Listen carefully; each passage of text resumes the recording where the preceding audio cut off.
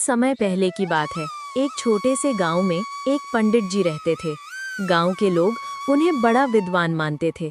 उनके पास वेद पुराणों का ज्ञान था, पूजा पाठ में निपुण थे और उनके शब्दों को लोग ईश्वर का वचन समझते थे। परंतु पंडित जी का एक बहुत बड़ा दोष था, वे अत्यधिक लालची थे। उधर पंडित जी के पास एक गधा भी था। उसका नाम था भोला। भोला कोई साधारण गधा नहीं था, वो मासूम, मेहनती और वफादार था। जब भी पंडित जी गांव से बाहर पूजा करने जाते, अपनी सारी किताबें, आसन, पूजा का सामान भोले की पीठ पर लाद कर ले जाते। भोला धूप बारिश की परवाह किए बिना दिन रात अपने मालिक की सेवा करता। लेकिन पंडित जी का स्वभाव भोले के साथ भी वैसा ही था, लालची और कठोर। वे उसे भरपेट घास भी नहीं खिलाते थे, बस इतना सा चारा डाल देते कि किसी तरह जानवर जिंदा रहे। भोला चुपचाप सब सहता रहता, क्योंकि उसे अपने मालिक से बहुत लगाव था। अबे खा बे गधे जल्दी जल्दी, फिर चलना भी है पूजा के लिए। तुम्हारा धीरे के चक्कर में कहीं मेरा घाटा ना हो जाए। उधर गांव में जब भी कोई शादी, नामकरण, पूजा या श्राद्ध होता, लोग पंडित जी को बुलाते। पूजा संपन्न होने के बाद लोग उन्हें दक्षिणा में जो कुछ भी देते, वे उसे कभी भी संतोष से स्वीकार नहीं करते। यदि किसी ने अनाज दिया तो कहते, बस इतना ही, इतने बड़े यजमान होकर भी केवल एक थाली चावल, ये तो अपमान है। यदि किसी ने पैसा दिया तो वे मुंह बिचकाकर बोलते, देवताओं की कृपा चाहिए तो दक्षिणा भी बड़ी होनी चाहिए। लोग डरते थे कि कहीं पंडित जी की नाराजगी से कोई अनहोनी ना हो जाए, इसलिए मजबूरी में उन्हें ज्यादा देना पड़ता।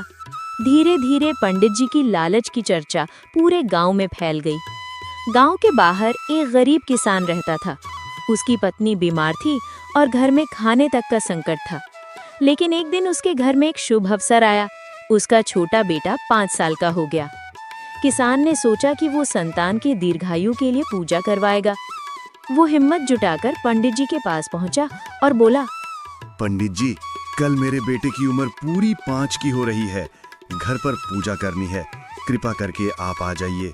थोड़ा पूजा पाठ कर देते तो बच्चे की उम्र भी लंबी हो जाती और आगे बढ़ने में मदद मिलता। पंडित जी ने पूछा, दक्षिणा में क्या दोगे? पंडित जी, मैं गरीब आदमी हूँ। दक्षिणा में बस 2 मुट्ठे अनाज और थोड़े से पैसे दे पाऊंगा। उधर मेरी पत्नी भी कुछ दिनों से बीमार चल रही। जो भी थोड़े बहुत पैसे थे, सारा डॉक्टर में खत्म हो गया। पंडित जी ने तुरंत मुंह फेर लिया और बोले, जाओ जाओ, इतनी छोटी दक्षिणा के लिए मैं समय क्यों खराब करूं? ऐसे पूजा करने से क्या लाभ? रामू किसान की आंखों में आंसू आ गए। वो हाथ जोड़ता रहा, लेकिन पंडित जी ने एक बार भी उसकी ओर करुणा से नहीं देखा। उदास होकर वो वहां से चला गया। भोला गधा जो पास ही बंधा हुआ था, ये सब देख रहा था। उसका मन दुख से भर गया। वो वहीं जमीन पर बैठ गया, मानो पंडित जी की बातों से नाराज हो। पंडित जी ने झल्लाकर कहा, अबे उठ बे आलसी, तू भी नाटक करने लगा। चल पूजा के लिए जाना है। जब भोला नहीं उठा तो पंडित जी ने गुस्से में उसे गाली दी और चाबुक से मारते हुए बोले, तेरे जैसे निकम्मे जानवर को पालकर मैंने क्या गलती कर दी? खाता पीता है फिर भी काम नहीं करता। भोला ने धीरे से सिर झुका लिया। उसकी आंखों में आंसू थे, जैसे वो कहना चाहता हो, मालिक, मैं तो हमेशा तुम्हारे लिए जान देने को तैयार हूँ, लेकिन आज तुम्हारा लालच मेरी आत्मा को चुभ रहा है। तुम गरीब की लाचारी समझ ही नहीं रहे हो। किसान दुखी मन से लौट आया। उसकी आंखों में आंसू थे।